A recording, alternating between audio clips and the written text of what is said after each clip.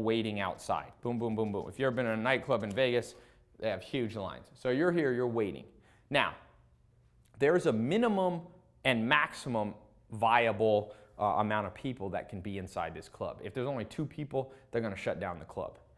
But ideally, and most of the time, they're going to get, let's just say 1,000 people to pick random numbers.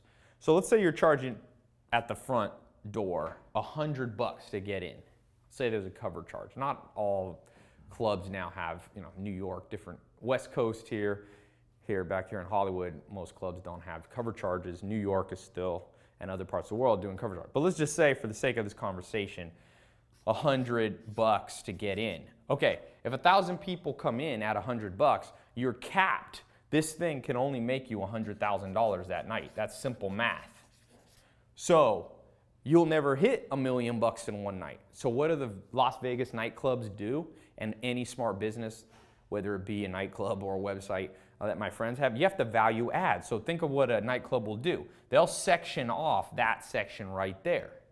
You see this in LA nightclubs, down here in Hollywood, some of the biggest ones. They'll take, boom, divide it up into tables. Each of those tables, I know a dude, there's a football player, these guys dropped, there's a true story in Vegas, you could Google it, a football player, I forget his name. He had, for some reason, a whole bunch of cash. He brought in literally like a chest, like a pirate's treasure chest, full of 250 grand in cash. He brought that to his table and spent it all in one night. So if you don't understand value add, like a lot of newbies and amateurs to making money, they'll just cap out the room at 100 grand, 1,000 people paying $100. But these Vegas casinos and Hollywood casinos, boom, you add, now this section here made you 250 grand extra, just that one little table. And what do they have to do? They hire a couple pretty waitresses. They put sparklers, if you've ever been to Vegas, some champagne. Boom, the value add. Same square footage as an amateur nightclub owner.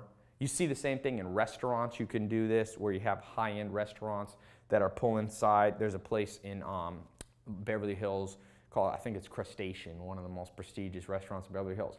They got a whole area that's only reservation only. So again, the value add. Now, you might not be in the nightclub business, and I'm just giving you a quick one because I want to go through some of these just to give you an idea, get your brain churning. And this is really the things that I constantly remind myself. You got to understand, whatever your idea is, you won't be profitable and you won't hit big numbers, whether it's $1 million a day or $1 million a year, if you only have one source of revenue per customer. You have to be able to take the customer in the funnel, and you have to be able to go, boom, they're in, and what else am I going to sell them? And the best way to do that, some people call it an ascension model, like ascending versus descending. You want to have the price points go up. So always have, I had one of the first internet mentors I had, he said, Ty, always have a high-end package, because about 5 or 10% of people, they're used to spending more. They don't want to go into a restaurant or a nightclub and spend, it's like the way their brain works. Another word for this, by the way, is called holonic businesses. That's a more advanced term for those of you more advanced. A holonic business model is where you have businesses inside of businesses. This is a simpler word for you new people, value add, holonic for you advanced. So it's a business, you have a separate business center inside of the nightclub business center. So that's one of them. So another one, the power scaling principle. So number 2, you have to understand how to power scale. And you've probably heard people say this before, but I'll give you an example. One of my buddies he's not quite making $1 million a day, but he makes about $500,000 a day. So he's doing about 100 to 150 million a year. And we were talking, and what he did was he found one advertising source, okay? Other people, by the way, the more fancy word for this would be arbitrage.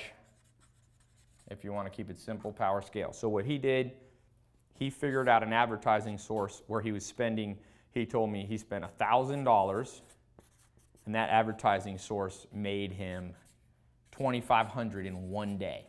So he netted $1,500. His arbitrage, money in, money out, money in, as arbitrage kind of principle, $1,500 a day. So here's what most people, this is where my friend and my friends that I'm talking about today are completely different.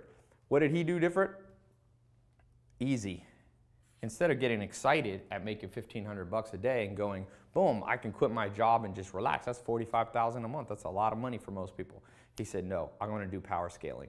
And there's a good book by Stephen Johnson, Where Good Ideas Come From. And there's a principle of negative power scaling. By the way, if you don't understand these things, you can also go downhill in your failure in life faster and faster and faster. That's negative quarter power scaling, they call it, or negative power scaling. I'm talking about positive power scaling. So once he figured this, instead of resting, he just opened up a second exact account and a third account, and he ended up with thousands of marketing accounts. Now, it's a little trickier how he did it because he had to do some complicated things, but I'm giving you exactly what he did because it won't apply to your situation. But the principle of not resting when you find a winner and doubling down. Going back to my Vegas analogy, boom, people in Vegas who win, you know what they do? They double down their hand if they got a winning hand. And so I know this sounds simple to some of you, but it's not what you know, it's what you do. And think about your life, how many times you had a winner and you didn't double, triple. My friend ended up opening up over 10,000 marketing accounts, each one making him $1,500. Now, actually, the more you open, he didn't quite make the same amount of money, but the principle applied, and he ended up he makes about 500 G's a day. Okay, he's been doing it for about 2 years. It still works, and it's amazing that not a lot of people copy him. I've seen it. I can tell you, if you think this won't work, I can tell you not only my friends have used this, but I've used this. I've used this back since 2001 when I started doing internet stuff and business, not just internet, but business in general. And so that's the second principle. There's 7 of them. I don't think I'm going to get to all these because I want to keep this a short video. By the way, I'm going to pop up a little button. I'm going to do a free talk online. You can listen in on your phone, and I'm going to go in depth because these two I didn't have. These videos, I'm trying to do them somewhat not too long because sometimes people are busy. I know you might be busy. So if you want to know more, click the link below. It's completely free. It'll take you to my website where you can just put in your email and watch the whole talk. I'm going to go through all 7 of these. Trust me, they are badass. They work. And these aren't, like I said, these aren't things just from a textbook. I love to read books and all that, but these are hard-earned in the trenches. I've learned them myself, and I've watched my mentors and now my close buddies using them all the time. So I'm going to share with you. Click the link. It might be above here. It might be below. I forget where we're going to have it. But I'll do seven things that I've learned from all kinds of crazy experiments on how people make $1 million a day. You can use this to make, $1,000 a day if that's your goal, or $100 a day. Most people, when I was completely broke, sleeping on a couch, the idea of just making an extra $100 a day or $500 a month, thrilled me. I just wanted to get off the couch, get a better place to sleep. Didn't have a car, I got a Mitsubishi Galant, I remember. Now people see me in, Lambos and Ferraris and Maseratis. Back then couldn't even afford a Galant. So I made an extra $300 a month. That gave me a car, gave me a little freedom. So wherever you are, these principles will work. So the third one, this non-egalitarian filtering. Now, I've kind of stolen, if you know what egalitarian means, I'm kind of stretching the definition. I know that. But most people, except the wealthiest friends that I have, okay, the wealthiest mentors, they're very egalitarian in who they learn. So if I'm like, what books are you reading? They'll be like, I'm reading a little bit of this guy made some money, and this guy, and that's okay. But remember now, the barrier is very low for writing a book. Like anybody, I know people writing books. I'm like, I wouldn't listen to them. I wouldn't get direction to the movie theater from these people, and definitely wouldn't get the advice on how to make $1 million a day. So this is a mental one. I find the way that our brain has worked, if you saw, I just did an interview with Richard Dawkins. He's a professor at Oxford. He was, voted the #1 intellectual, the smartest person in the world, I think in 2013 or something. You may or may not agree with that, but he's a sharp guy. And he was saying the way that our brains work, and you'll see how this applies to making money. The way your brain works is all of us come from smaller villages. What I mean by that is your great-great-great-grandparents did not live in a big city. I'm here This is Hollywood. LA's out there. It's about 13 million people in the greater metropolitan area. If you live in Tokyo, if you live in, London, you're living in massive metropolitan areas. But all of us, not so long ago, I mean, my grandma was born in 1918. At that time, I read an interesting statistic. At that time, 90% of the world lived on farms or in small villages. Okay? Nowadays, in 2000, the turn of the century, it flipped. 90% of people live in big cities and 10% live in small villages or farms or small towns. So what does that mean? It means you and I inherited an adaptation in our brains. Dr.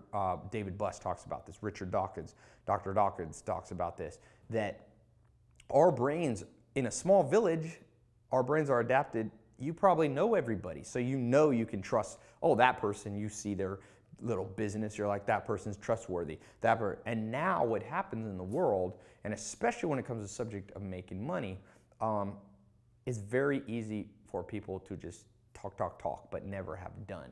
That's why I say a lot of my things that I talk about, I love books, but I always test them and run my own experiments. So the question for you is, are you non-egalitarian, meaning you are just like what I recommend, you realize most people don't know what the hell they're talking about. Literally, I have friends, I don't ask them one piece of advice. If I'm buying a piece of real estate, if I'm buying a business, even my best friends that know nothing about money, I don't ask them anything. I talk to them about, women, movies, blah, blah, vacation, cars, but I don't, and you gotta get like that. It doesn't mean you're arrogant or anything.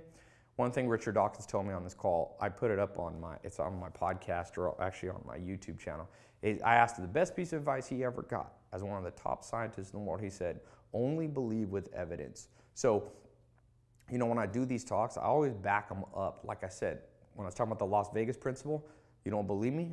Go to Vegas, see it with your eyes. Google revenue of top Las Vegas nightclubs, and then reverse engineer how they're making it. It's not rocket science, it's the value add, power scaling. Look at it, look at how Facebook